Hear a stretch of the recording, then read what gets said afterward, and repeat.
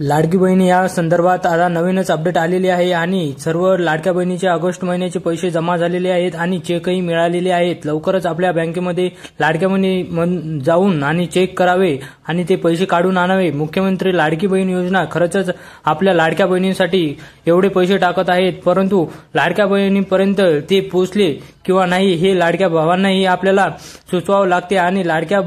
बहिणी खरंच टेन्शनमध्ये राहतात की आपले पैसे येणार आहेत किंवा नाहीत हे प्रत्येक महिन्याला ते वेट करत राहतात, परंतु आपले लाडके भाऊ लवकरात लवकर ते पैसे जमा करतात आणि आपले ऑगस्ट महिन्याचे आता सप्टेंबर महिन्याचे यायचे राहिलेत, परंतु दोन्ही मिळून जर हे पैसे आले असते तर आपल्या लाडक्या बहिणींना दिवाळीच्या